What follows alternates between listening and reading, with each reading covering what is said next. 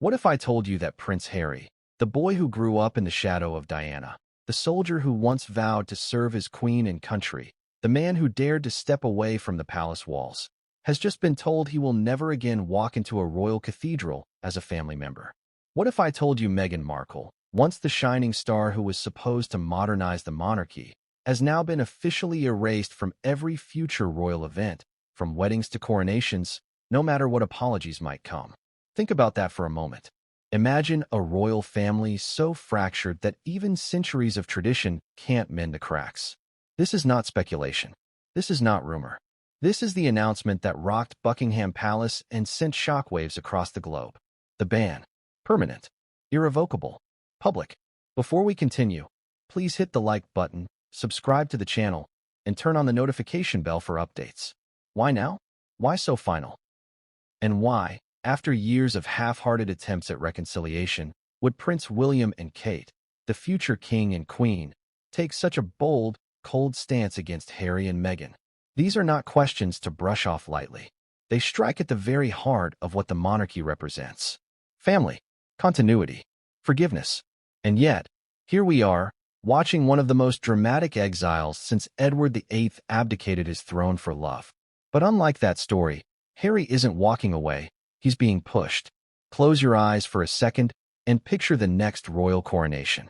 The glittering jewels, the sacred ceremony, the global cameras fixed on every detail. And now, picture Harry and Meghan watching from California. Not in Westminster Abbey, not in the royal box, not even in the crowd, watching on TV like everyone else. That is the reality this announcement created. That is why this story matters now, and why the world can't stop talking about it. Because this isn't just about Meghan and Harry. It's about the monarchy drawing a line in the sand. It's about William and Kate saying, "This far, no further." And it's about whether the future of the royal family is built on unity or banishment. But let's rewind. Let's go back to the roots of this decision. The truth is, the royal family has been torn in two for years. Ever since Meghan and Harry's departure in 2020, what we now call Megxit, there's been an uneasy truce. On one hand, Harry and Meghan claimed freedom. They wanted independence, financial autonomy, the ability to speak their truth without the suffocating grip of palace courtiers. On the other hand, the royals wanted silence, dignity, loyalty. But time and again, the Sussexes broke that silence with explosive interviews, best-selling memoirs, and Netflix deals that aired the family's secrets for the world to see. So why now? What tipped the scales? Insiders whisper that William and Kate reached their breaking point after one final betrayal. The kind of betrayal that made forgiveness impossible. The kind of betrayal that made reconciliation seem like a naive fantasy. Was it Harry's book, Spare, with its unflinching details of royal fights, frost, and feuds? Was it Meghan's refusal to return for key royal moments, leaving empty seats where the monarchy hoped for unity? Or was it something else entirely? Something still lurking beneath the surface that the palace has not yet revealed? You have to ask yourself, if you were in William's shoes, what would you do? Would you welcome back a brother who aired your private texts on international television? Would you invite to your coronation a sister-in-law who accused your wife of cruelty in the global press? Or would you finally say, enough? There's irony here, isn't there? The monarchy is supposed to be about forgiveness, stability, and tradition. Yet in this moment, it feels like it's about punishment. It feels like William and Kate are not just cutting ties, they're cementing them in stone. And the message is clear. Meghan and Harry are no longer part of the family business. Not even as distant cousins in the crowd. But here's what makes this announcement even more shocking. This isn't just the work of advisors or courtiers whispering in the king's ear. This is William and Kate themselves, standing at the center of this decision. And that changes everything. Because for years, the narrative has been that William, the dutiful heir, was cautious, hesitant, always seeking middle ground. Kate, the silent strength, rarely making public waves. But not this time.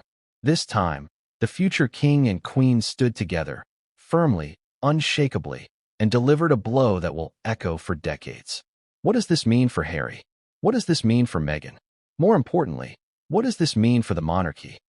That's the question haunting not just royal insiders, but millions of viewers around the world. Some cheer the decision, saying the couple brought it on themselves. Others are horrified, asking how a family can exile their own blood so ruthlessly. And then there's the symbolism. The monarchy thrives on symbolism. Crowns, carriages, ceremonies. Every gesture, every word is loaded with meaning. So when William and Kate announce a permanent ban, the symbolism is deafening. It says, Harry is no longer the spare. Meghan is no longer the modernizing duchess. Together, they are outsiders. Forever. But here's where the real story begins. Because this ban isn't just a punishment. It's a signal. It tells us what kind of monarchy William and Kate intend to lead when their time comes. It tells us that the family's reputation will always come before reconciliation. And it tells us that, no matter how loud the public cries for unity, the palace walls will not open again. Still, one question lingers like smoke after a fire. What exactly pushed William and Kate to make the announcement now?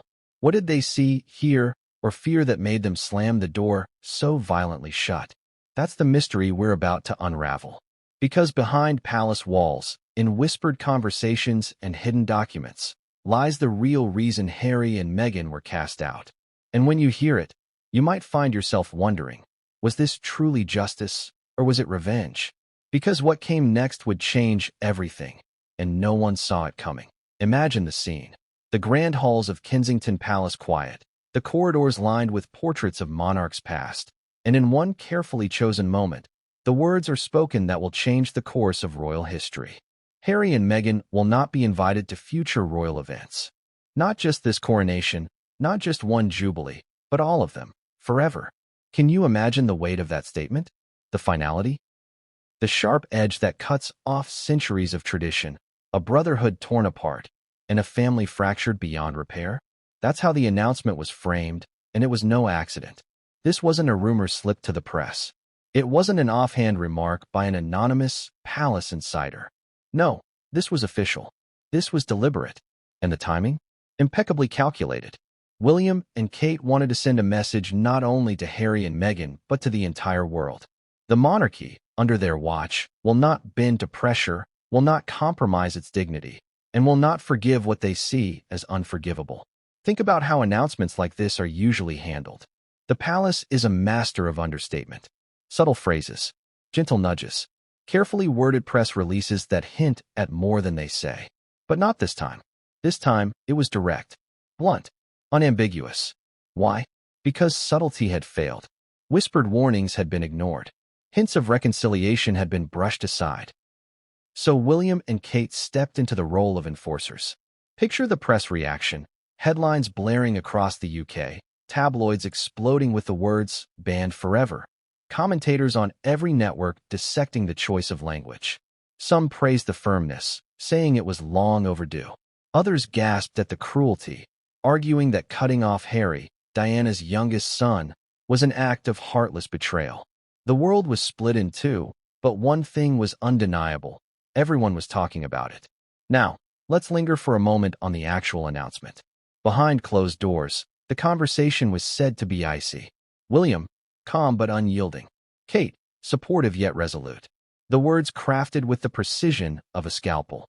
Not excluded for now. Not kept at a distance. Permanently banned. Why do you think they chose to make it so absolute? Could it be because they feared Harry and Meghan would use any glimmer of hope, any small chance, to claw their way back into the narrative? Could it be because they knew the couple thrives on attention and ambiguity? By shutting the door, William and Kate removed all uncertainty. And yet, one can't ignore the cruelty of it. Weddings, christenings, jubilees. Imagine Archie or Lilibet growing up knowing their parents are not welcome, and by extension, neither are they. Imagine Harry, who once stood beside his brother at every royal milestone, now erased from the guest list. Doesn't it feel almost Shakespearean?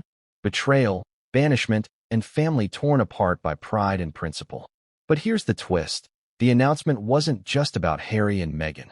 It was also about sending a signal to the public. The monarchy thrives on perception. Every gesture is a message, every word a weapon. And this message was crystal clear. Loyalty is everything. Betrayal will not be tolerated. For years, critics accused the royals of weakness, of bending under the Sussex pressure. Not anymore. William and Kate wanted the world to see strength, decisiveness, and the drawing of a line in the sand. Still, you have to wonder, was it truly strength or was it fear? Because strength forgives. Strength endures. Fear, on the other hand, cuts ties. Fear builds walls. So what really drove William and Kate to this moment? Was it the interviews, the Netflix documentaries, the book Spare? Or was it something deeper? Something personal? Something we haven't been told? Let me ask you this. If you had a sibling who aired your darkest secrets to the world, would you ever forgive them? Or would you do what William did? Shut the door and throw away the key? This is where the announcement gains even more weight. Because it wasn't just words. It was an action, a decree. It was William and Kate stepping into their future roles as king and queen and saying, "This is how it will be." And in doing so, they left Charles in an impossible position. The father torn between two sons, forced to back the heir over the spare. Now, let's not forget the setting. Announcements like these are never random. They're timed with precision. Released when the media cycle is hot, when the impact will be maximum. And this one landed like a bombshell. Social media lit up. Hashtags trended worldwide. Royal commentators scrambled to keep up. And in California, Meghan and Harry were left reeling. But here's the part that will send chills down your spine. Insiders say that the announcement wasn't made out of anger. It was made out of necessity. That William and Kate had information, insights, perhaps even evidence, that convinced them reconciliation was impossible. Something that made them believe the couple could never again be trusted within palace walls. Something they felt the world didn't need to know, not yet. And that raises the most dangerous question of all. What did the royals know? What was so damaging, so unforgivable, that it led to this permanent exile? Because this wasn't just about setting boundaries. It was about drawing a line that cannot be crossed. And once that line is drawn, history tells us, it rarely disappears. But as shocking as the announcement was, the real drama wasn't in the words themselves. It was in what came after. The whispers, the leaks, the revelations of how long this decision had been building. Behind those palace walls, in late-night strategy meetings, William, Kate, Charles, and their advisors pieced together a future without Harry and Meghan. And what they uncovered during those meetings, well, that would make the announcement look tame in comparison. Because if you thought the ban itself was brutal, wait until you hear what the family discovered in the lead-up. That discovery didn't just end the relationship. It burned the bridge forever. And what came next would shake the monarchy to its very core. A secret that no one saw coming. Behind the palace gates, where the public never sets foot and the media cameras cannot reach, there exists a world of whispered conversations, shadowy figures, and decisions that alter the course of history. That's where this ban was born. Not in the tabloids, not in a press release, but in the quiet, echoing chambers of royal meeting rooms. Imagine it. Late at night, the golden lamplight casting long shadows across a table as King Charles, Prince William, Princess Anne, and senior advisors lean in close. Their voices hushed, their faces tense. Meghan and Harry's names spoken not with warmth, but with weariness. Can you picture that scene? Because that's how the fate of the Duke and Duchess of Sussex was sealed, in secret meetings, far from public eyes. Now, let's pull the curtain back and walk through those moments. Insiders describe them as some of the most tense gatherings in recent royal memory. There wasn't shouting, not at first. There wasn't even anger.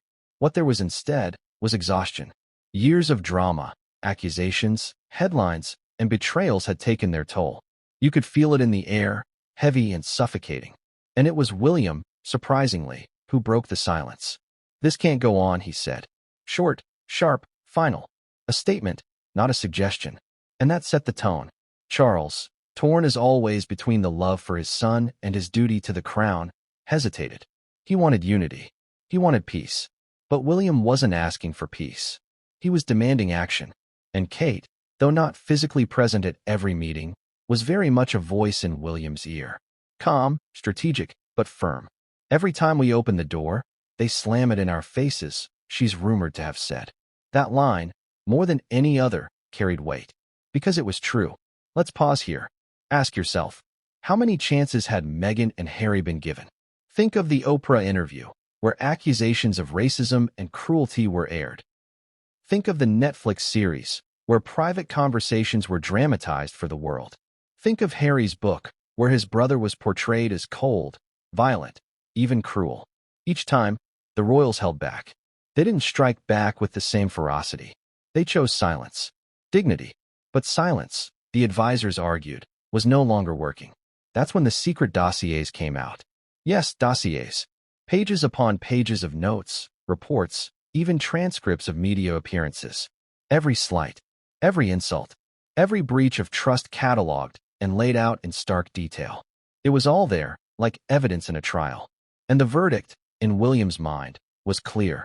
Harry and Meghan could no longer be trusted inside palace walls. Not now. Not ever. And let's not forget the advisors, the so-called men in gray, as Princess Diana once referred to them. Their voices were strong in these meetings, reminding the royals that this wasn't just about family, but about the institution itself. If they attend events, the cameras won't be on the monarchy, one advisor reportedly warned. They'll be on them, always on them, and they will use it. That argument cut deep. Because it wasn't paranoia, it was reality. Every time Harry and Meghan appeared, they stole the spotlight. And in the monarchy, the spotlight isn't just vanity. It's survival. But here's where the meetings took a darker turn. It wasn't just about preventing distraction. It was about stopping what some insiders described as the California machine. The fear wasn't just that Harry and Meghan would attend events. It was that they would attend, observe, and then weaponize what they saw. Imagine Meghan at a coronation, only to later recount how cold the atmosphere was in a podcast. Imagine Harry at a wedding, only to describe the hypocrisy in his next book.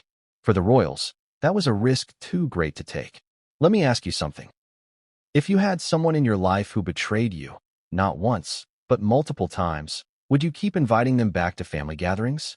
Or would you finally, reluctantly, close the door? That's exactly the crossroads the royals found themselves at. And it wasn't just William leading the charge. Princess, and ever the iron backbone of the family, was blunt. She reportedly told Charles, "This is bigger than your feelings. This is about the monarchy's future."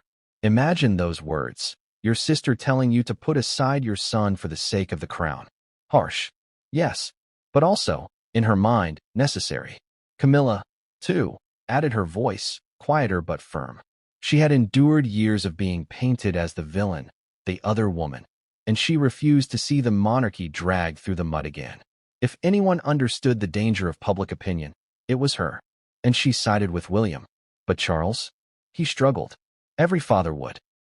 In one meeting, sources claim, he sat with his head in his hands, silent, while William laid out the case. He wanted to object. He wanted to believe his son would change. But William's logic was unshakable, and the advisors were unanimous. It wasn't just a family matter anymore. It was survival. That's when the decision was made. Not in a blaze of fury, not with slammed fists, but in quiet consensus. Harry and Meghan were to be banned. Permanently. The words themselves weren't uttered yet, but the agreement hung heavy in the air. Everyone knew it. Everyone felt it. A line had been crossed, and there was no going back. And yet, one more layer made these meetings even more explosive. Because according to whispers from those close to the discussions, there was new information. Something that hadn't yet reached the public. Something about Meghan and Harry's next moves. Plans that terrified the palace. Were they planning another tell-all? Another Netflix bombshell? Or something even bigger? We don't know for certain. But whatever it was, it convinced the royals that waiting any longer was dangerous. Now, picture the end of one of these meetings. The clock striking midnight, the room falling into silence as the royals filed out, each carrying the weight of what they'd agreed upon. William, stoic. Anne, resolute. Camilla, quietly satisfied. Charles, broken. The crown had demanded sacrifice, and the sacrifice was his own son. And yet, as decisive as these meetings were, they were only the beginning. Because while the royals were sealing the Sussexes' fate behind closed doors, a separate drama was unfolding outside those palace walls. A moment, a spark, that would become the final straw, the one event that made the private decision public and the quiet consensus an official ban. And what that event was would not just end Harry and Meghan's royal future. It would expose the deepest fracture the monarchy has faced in decades. Because what happened next wasn't just personal. It was catastrophic. What, you might ask, could possibly have been the moment that ended it all? After years of tension, countless interviews, icy glares at public events, and enough palace drama to fill entire shelves of history books. What was the final straw? What was the one incident that forced William and Kate, backed by the royal machine, to slam the door shut forever? The truth is, it wasn't just one thing, but one moment crystallized everything. One act, one revelation, one shock that left no room for forgiveness. The royal family has endured scandal before. From abdications to affairs, they've always found a way to pull the pieces back together. But this time, the damage didn't just touch the monarchy, it cut into its very heart. According to whispers from those close to the family, the breaking point came when the royals discovered that Meghan and Harry had been preparing a new wave of revelations. Explosive, carefully timed, and designed to maximize damage. This wasn't just an interview, and it wasn't just a memoir. It was said to be a project involving hidden recordings, private anecdotes, and secret communications. Imagine for a moment the royals sitting in a meeting, being told that moments they thought were private, perhaps conversations at funerals, weddings, or late-night calls, were about to be repackaged for global consumption. Can you see why that would be the end? But let's slow down. Because before this project came to light, there were already cracks widening in the foundation. Think back to Harry's memoir, Spare. It wasn't just gossip. It wasn't just stories. It was Harry ripping open wounds that had barely healed, describing his brother as physically aggressive, painting his father as weak, and even mocking the family's most sacred traditions. For William, that wasn't just betrayal. It was humiliation.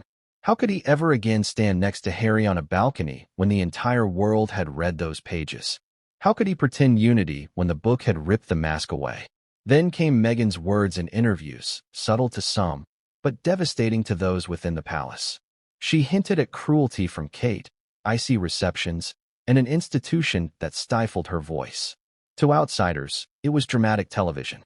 To the royals, it was a dagger in the back. Because the unspoken rule has always been silence. You never, ever speak out against the firm. And Meghan had not just spoken, she had shouted. Still, there had been hope. Fragile, fleeting hope. Charles, in particular, dreamed of a moment when Harry would return, perhaps for a coronation or a funeral, and bridges could be mended. But that hope shattered when advisors laid the newest intelligence on the table. Harry and Meghan, they said, were working on yet another revelation, and this time, it would be the most damaging yet. Imagine William's face as he heard this. The tightening of the jaw, the coldness in his eyes. He didn't see a brother anymore. He saw a threat. And Kate?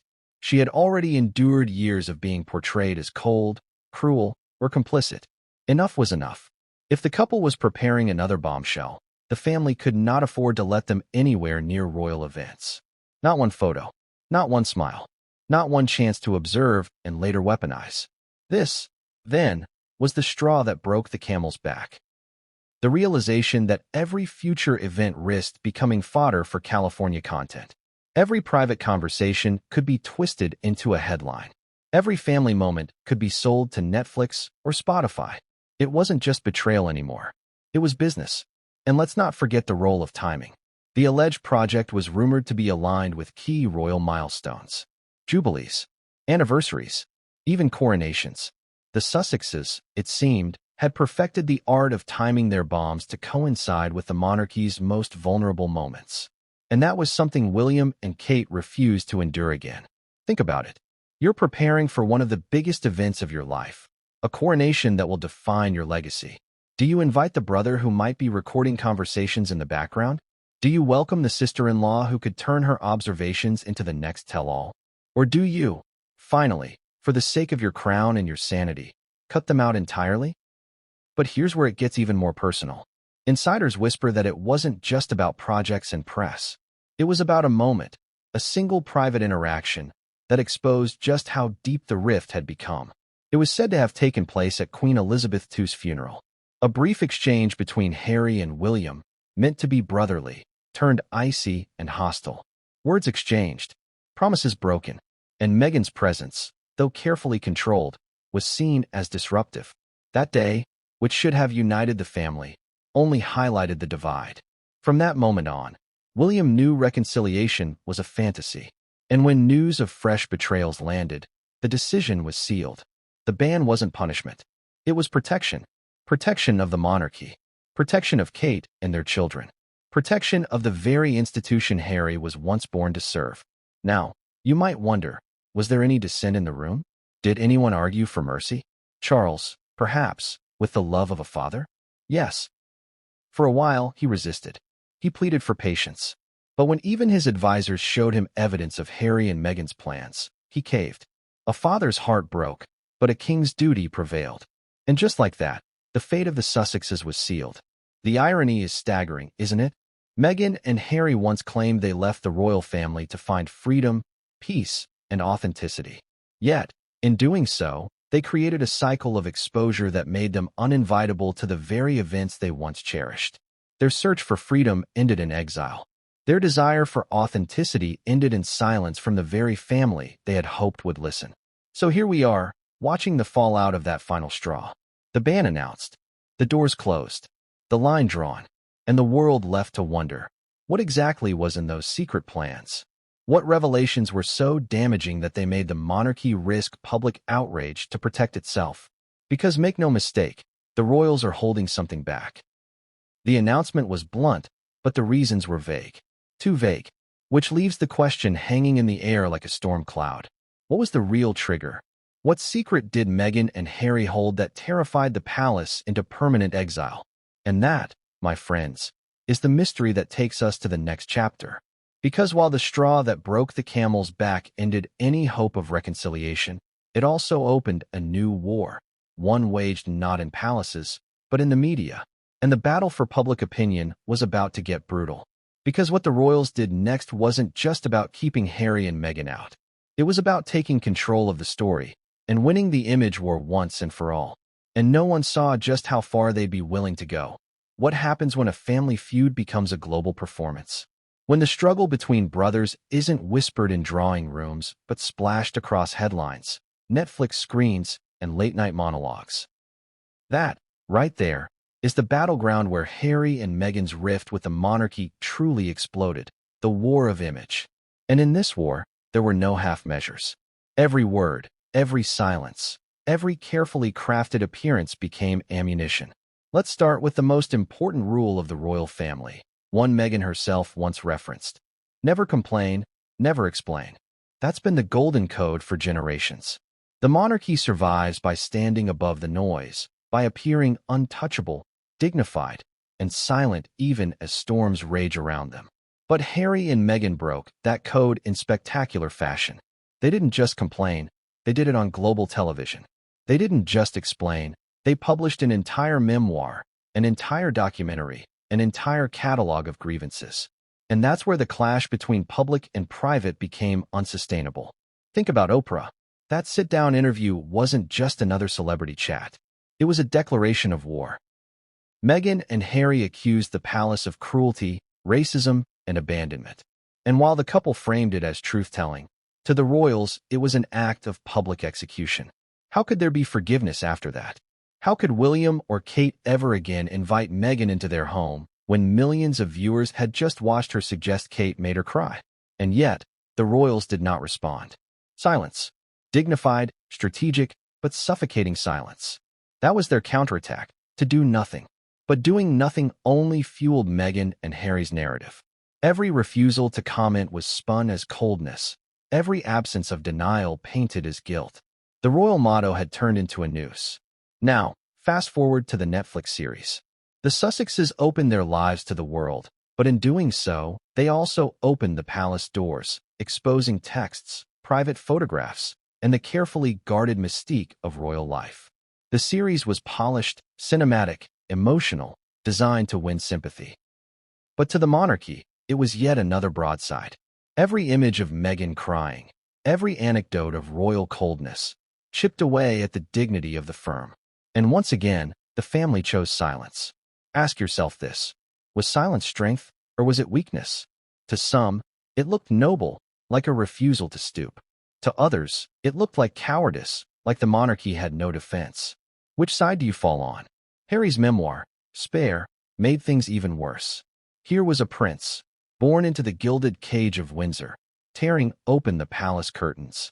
He spoke of fights with William, of frost with Charles, of Camilla being dangerous.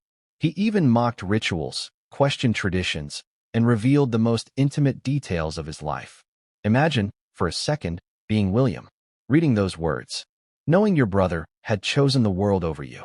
Can you imagine the rage? The humiliation? Now, let's flip the coin. Because while the Sussexes weaponized openness, the royals weaponized restraint. Behind palace walls, advisors crafted subtle counter-narratives. Not direct denials, but small, carefully timed leaks. A story here, an insider quote there. It was death by 1,000 cuts.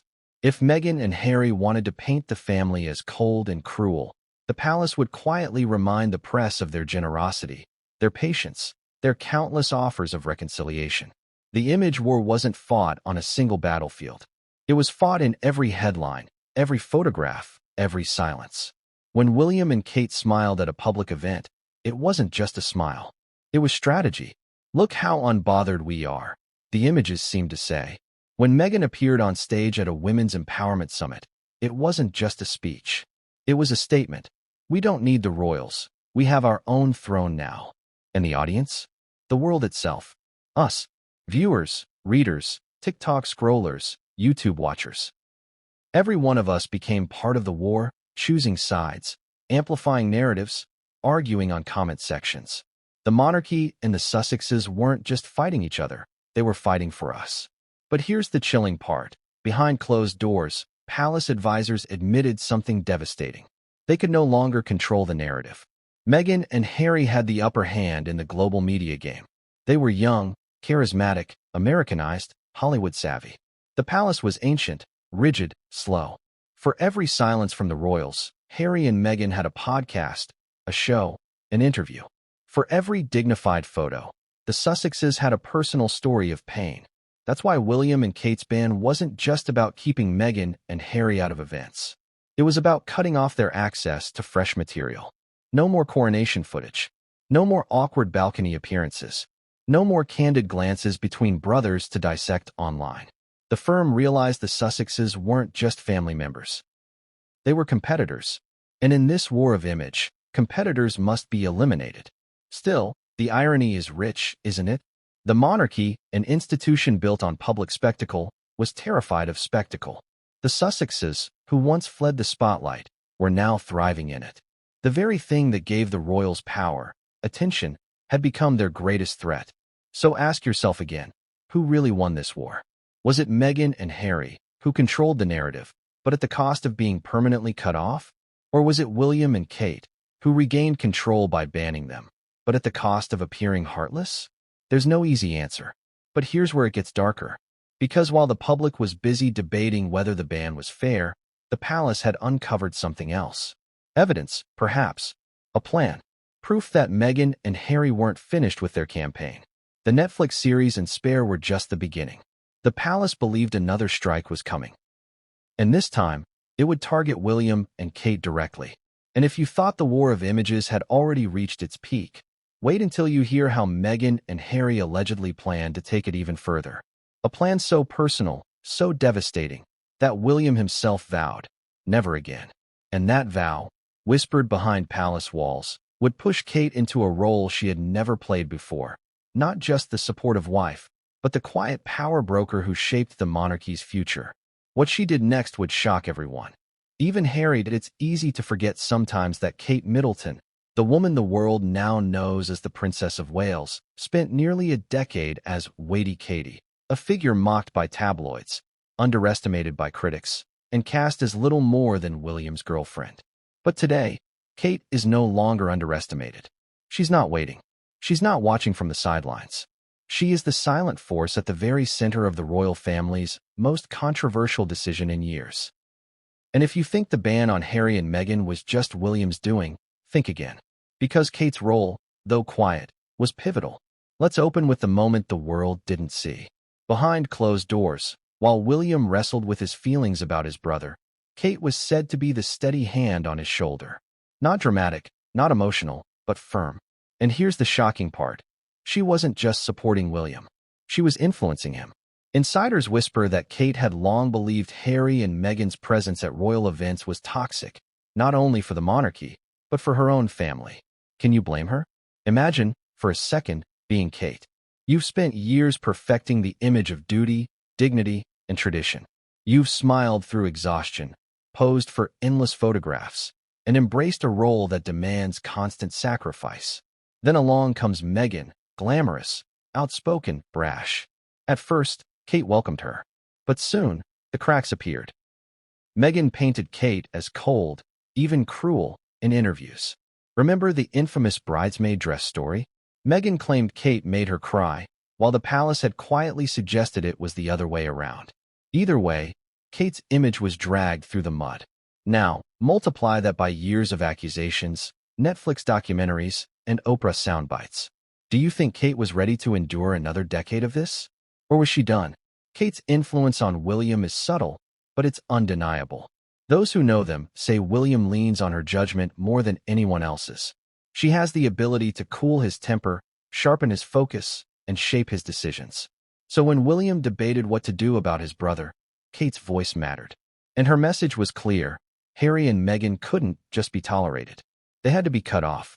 But here's where Kate's power becomes even more fascinating. She never had to shout. She didn't leak to the press. She didn't rant in public. She simply let her presence, her quiet resolve, do the talking. In palace meetings, she didn't need to dominate the room. A single remark, a single look, was enough to sway William. And when she reportedly told him, "Every time we let them back in, they hurt us again," it wasn't just a wife speaking to her husband. It was a future queen shaping the monarchy. Ask yourself, could William have made this decision without Kate's support? Probably not. He is heir to the throne, but he is also a man torn between love for his brother and duty to his family. Kate, however, felt none of that conflict. For her, the choice was clear. Protect the crown. Protect her children. Protect herself. Harry and Meghan had already proven, in her eyes, that they could not be trusted. Why take the risk again? Let's not forget another factor, the public image war. Kate has spent years cultivating a near-flawless reputation. She is adored by the British press, admired around the world, and respected for her quiet dignity. Meghan, by contrast, has been painted as controversial, divisive, outspoken. Every time Meghan gained attention, comparisons were drawn to Kate, often unflattering ones. Kate had to sit back and watch as Meghan became the global headline grabber, while she played the silent, dutiful role. Do you think that sat easily with her? Or do you think she saw the danger in allowing Meghan to return to royal events, where the comparisons would flare again? Now imagine the coronation of King Charles, one of the most significant moments in modern royal history. Cameras flashing, heads of state arriving, the eyes of billions glued to the screen. Would Kate, the future queen, risk sharing that stage with Meghan, knowing every photo would be dissected, every glance scrutinized, every smile twisted into a narrative? Not a chance. For Kate, it wasn't just about protecting the institution. It was about protecting her own place in it. And here's the irony. For years, Meghan was framed as the modern, independent woman who challenged the monarchy, while Kate was cast as the passive, obedient consort. But in reality, it was Kate who wielded the real power. Meghan used her voice loudly, publicly. Kate used hers quietly, strategically. Meghan shouted from California. Kate whispered in Kensington. And guess which voice carried more weight? But Kate wasn't just thinking about herself. She was thinking about George, Charlotte, and Louis. Imagine those children growing up in a monarchy constantly overshadowed by their uncle and aunt's media circus. Kate wasn't going to allow that. She knew that to secure her children's future roles, she had to eliminate the distractions now. That's why the ban wasn't temporary. That's why it was permanent. And let's not forget, Kate has her own scars from Meghan's attacks. Remember when Meghan suggested in interviews that palace aides were cruel, that Kate wasn't welcoming, that she felt isolated? To the world, those may have sounded like grievances. To Kate, they were slanders. Attacks not just on her character, but on her motherhood, her marriage, her role. That's the kind of wound that doesn't heal easily. So when the final meetings took place, and William leaned forward to deliver his verdict, make no mistake, Kate's fingerprints were all over it. She may not have been the one to speak the words, but she was the one who gave William the resolve to say them. Now, ask yourself, what does this say about Kate's future as queen? Does it reveal a woman cold enough to exile her own in-laws, or strong enough to protect the monarchy at all costs? Is she ruthless, or simply realistic? That's the debate historians will wrestle with for decades. But here's the kicker. Kate wasn't the only royal woman pulling strings behind the scenes. There were others. Strong, formidable figures who've weathered scandals before and weren't about to let Meghan and Harry tear down the walls of Windsor. Princess Anne, Queen Camilla, the enforcers, and their role in this decision would be just as decisive, just as brutal. Because if Kate was the silent power player, and in Camilla were the visible iron fists, and together, they made sure Harry and Meghan's exile wasn't just a decision, it was a royal decree.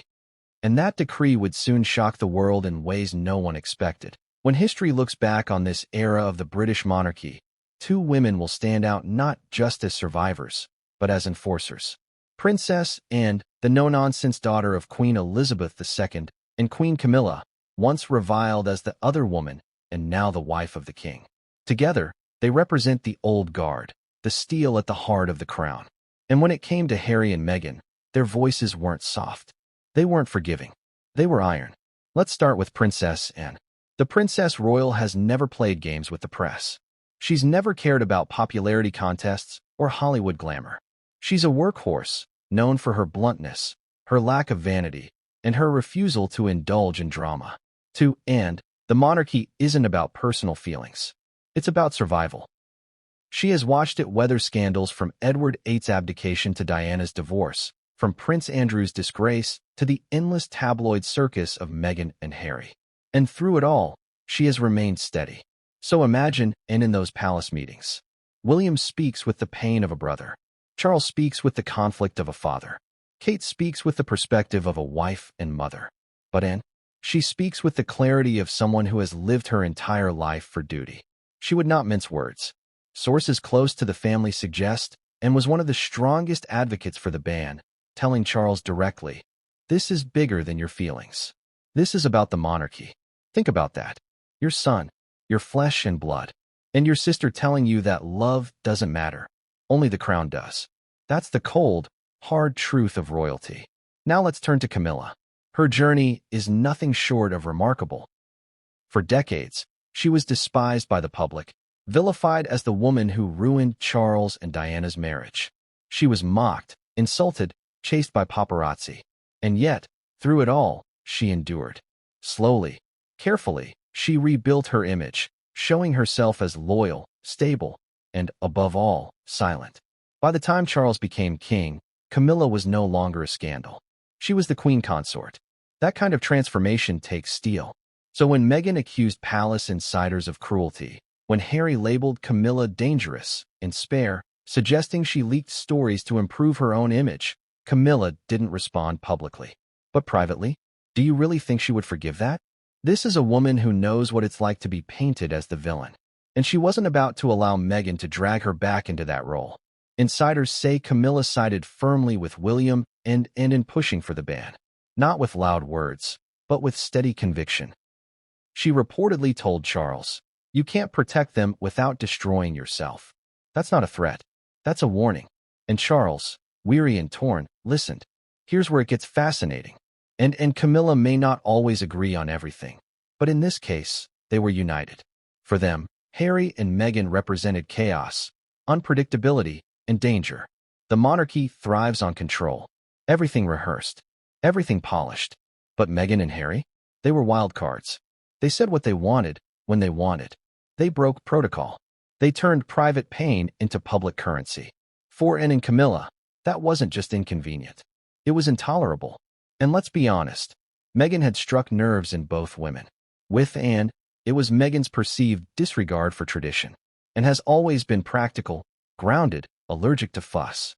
Meghan, with her Hollywood sparkle and flair for dramatics, represented everything and despised.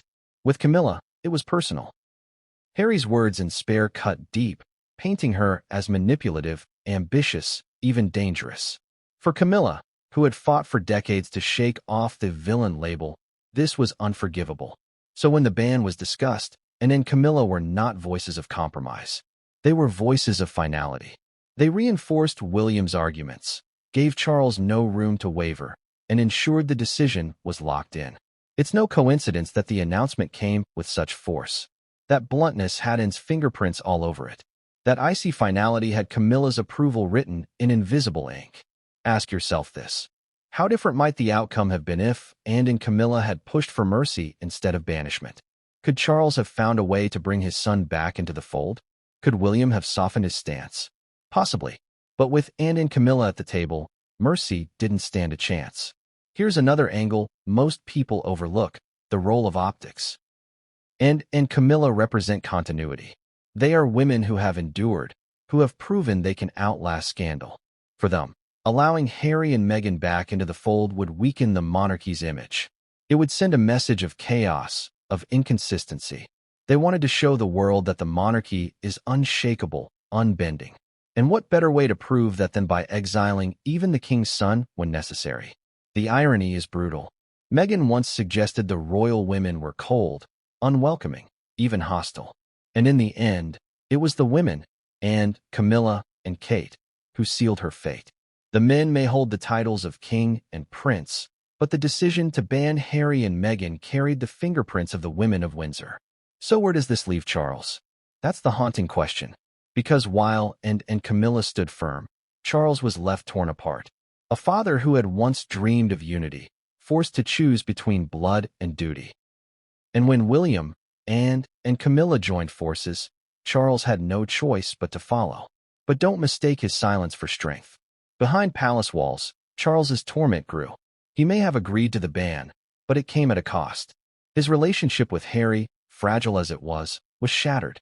And in the eyes of the world, the king appeared weak, overshadowed by the voices of his heir, his sister, and his wife. And this, my friends, is where the story turns darker still. Because while Anne and Camilla pushed Charles toward finality, what William did next would strip away any illusion of hope. The ban wasn't just an agreement anymore. It became an ultimatum. And it was William who forced Charles's hand in the most painful way imaginable. Because when the future king laid down his condition, Charles knew he had lost his son forever. Picture King Charles sitting alone in one of the gilded rooms of Buckingham Palace, the gold-framed portraits of his ancestors staring down at him, their eyes unblinking, their expressions carved in time. Imagine the silence pressing in. For the world, Charles is the King of England, the head of state, the sovereign. But in that moment, he is something far more fragile. He is a father who has just been told his son will never again be welcome at his side. And the decision wasn't really his. Charles has always been torn between two worlds, the world of duty and the world of family. He was raised to put the monarchy first, above all else. Yet, at his core, he is a man who craves love, connection, and reconciliation. With Harry, that craving ran deep. After Diana's death, Charles struggled to be both mother and father, to raise two grieving boys while carrying the weight of a crown-to-be. He made mistakes, many of them, but in his own way, he tried. That's what makes this moment so painful. When William, Anne, and Camilla pressed for the ban, Charles resisted. He reminded them of Harry's pain, his struggles, his feelings of isolation. He argued that time could heal wounds, that the monarchy had endured worse. But his words carried little weight, because when it came to the hard truth, Charles was outnumbered. His sister, his wife, his heir, all aligned, all firm, all unwilling to bend. Now, pause and ask yourself, what would you do in Charles's shoes? You're not just a father. You're the king. If you side with your son, you risk undermining the monarchy itself. If you side with the monarchy, you lose your son forever. Can you feel the torment? Can you hear the silence that follows every attempt at reasoning, every plea for patience? And then came William's ultimatum. This wasn't a brother speaking to a brother anymore. This was the heir to the throne, speaking to the king. William reportedly told Charles, if they're allowed back, it will be the end of everything we're building. Think about those words. Not an argument. A warning. A line in the sand. William wasn't asking for compromise. He was demanding loyalty. Loyalty to the future crown over the present bloodline. That ultimatum broke Charles. A father's heart wanted to reach across the ocean, to extend an olive branch, to hope for a day when Harry and Meghan might come home. But a king's duty demanded otherwise. He had already watched the monarchy survive Diana's death, Andrew's disgrace, and scandal after scandal. Could it survive another storm of Meghan and Harry's making? His advisors said no. His family said no. And so, with a heavy heart, Charles said no. But here's where the tragedy deepens. Charles didn't just lose Harry in that moment. He lost a piece of himself. This is a man who spent his life waiting for the throne, a man who endured ridicule, heartbreak, and scandal for decades. Finally, at the age of 74, he wore the crown. And yet, just as he reached the pinnacle of his life's work, he was forced to sacrifice the one thing he had always wanted, a united family. It's Shakespearean, isn't it? The king with everything, yet with nothing. The crown on his head, but emptiness in his heart. The palace full, yet silent where his son's laughter once echoed. Behind closed doors, Charles is said to have struggled visibly with the decision. Long pauses in meetings. Heavy sighs. Staring at the table instead of at his family. Some advisors described him as a man broken by circumstance. And though he eventually gave his approval for the ban, insiders whisper it was not out of conviction, but resignation. He had been cornered. He had been forced. Still, Charles tried to salvage what he could. He reportedly suggested leaving a path to return. Some way, however slim, for Harry and Meghan to one day be welcomed back. But William refused. And refused. Camilla refused. The door had to be locked, not left ajar. And Charles, weary and beaten, relented. Now, let's consider the symbolism of Charles's silence. When the announcement was made public, the official words came from William and Kate. Not Charles. The king stayed in the background. On the surface, that looked like strategy, letting the future heirs take the lead. But beneath the surface, it revealed something darker. Charles couldn't bring himself to say the words aloud. To do so would mean admitting he had exiled his son. So he stayed silent. Silence, in this case, was both dignity and despair. But that silence didn't fool everyone. Observers noted his downcast eyes at events, his unusually fragile tone in speeches, his visible weariness. This was not just the weight of the crown. It was the weight of grief. Grief for a son still alive, but gone. Grief for a family forever fractured. Ask yourself, what kind of future can a king build on that kind of fracture? Can a monarchy survive when the king's own son is its most vocal critic? Or does the ban risk turning Harry into a modern-day exile, a sympathetic figure whose very absence weakens the family that cast him out? And here's the irony that makes this all the more heartbreaking. Charles once dreamed of a slimmed-down monarchy, a modernized institution focused on just the core members. But in achieving that dream, he slimmed it down too far. He cut off his own son. He created not just a streamlined monarchy, but a broken family. Still, for all his pain, Charles knew one thing. He had no choice. The monarchy has always demanded sacrifice. For Edward VIII, it was the crown itself. For Diana, it was her freedom. For Charles, it is his son. That is the price he pays for the throne. But if you think the story ends with Charles's despair, think again. Because while the king wrestled with heartbreak, the outside world was beginning to react. The announcement had gone public, and the reactions were fierce. Crowds on the streets. Headlines screaming betrayal or justice. Some cheered. Some wept. And suddenly, the family feud was no longer a private agony. It was a public war. And in that war, the question wasn't just whether Harry and Meghan were out. It was whether the monarchy itself could survive the firestorm their exile unleashed. Because the public's reaction wasn't just loud. It was explosive, and it would shape everything that followed. The announcement landed like a thunderclap. Across Britain, across America, across the entire globe, the words reverberated. Harry and Meghan are banned from all future royal events. Coronations, weddings, jubilees, state dinners, the very occasions that define royal life, closed off forever. Within minutes, newspapers rolled out special editions. Television anchors interrupted broadcasts. Social media exploded. The world didn't just hear the news, it felt it. On the streets of London, reactions were divided. Some cheered, their voices sharp and unapologetic. "Good riddance," shouted one man outside Buckingham Palace, waving a Union Jack. "They betrayed us. They deserve nothing." For these loyalists, the ban was justice long overdue. To them, Harry and Meghan had insulted the monarchy, insulted the late Queen, insulted the very fabric of tradition. This wasn't cruelty, this was consequence. But walk a few streets further, and you'd hear a different sound. Anger, sadness, shock. A young woman clutching a photograph of Diana wiped tears from her eyes. She would never have wanted this, she said quietly.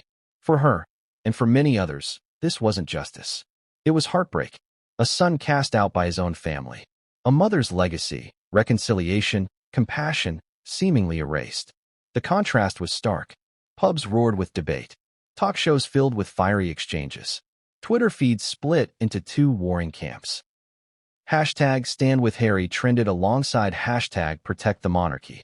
For every person celebrating the decision, another condemned it. And in that divide, you could feel the pulse of a nation, fractured, uncertain, emotional. Now, think about the symbolism for the public. Royal events aren't just family gatherings. They're national spectacles. They're part of the collective memory, moments when the people feel united with their monarchy. To know that Harry and Meghan, the couple who once brought modern energy and global attention to the family, would never again appear at such events was jarring. Some saw it as strength. Others saw it as cruelty. But everyone saw it as monumental. In America, the reaction was just as fiery, but with a different tone. Morning shows in New York framed it as a clash of cultures. The royals are stuck in the past, one commentator argued. Harry and Meghan spoke their truth. They deserve better. To American audiences, the Sussexes were often the underdogs, fighting against an archaic system. The ban made them martyrs, exiled for daring to challenge the crown. But in Britain, the conversation was more complex. For many, loyalty to the monarchy runs deep. The Queen's memory still loomed large, and the idea that Harry and Meghan had tarnished her final years was unforgivable.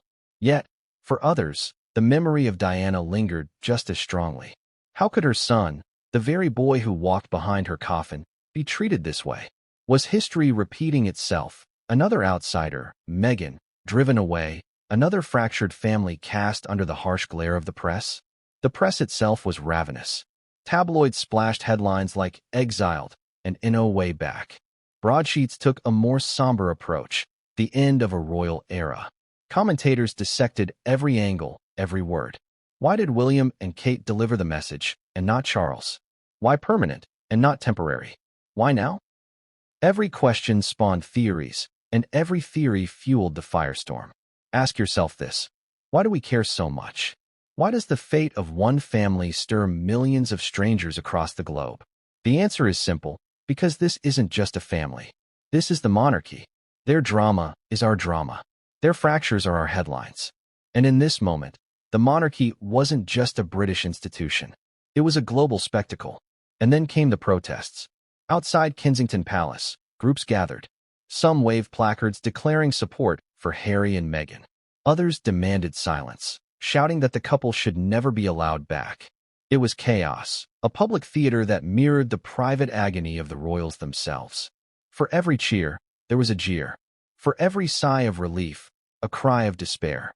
What about the Commonwealth? Nations from Canada to Australia weighed in. In some countries, leaders cautiously welcomed the monarchy's firmness, framing it as stability. In others, it reignited debates about severing ties with the crown altogether. If this is what the monarchy represents, one Australian commentator declared, why should we keep it? The ripple effect was real. What began as a family decision became a constitutional question for millions beyond Britain's shores. But perhaps the most explosive reactions came not from governments or crowds, but from ordinary families. Over dinner tables, people argued. Parents defended tradition while children sided with Harry and Meghan.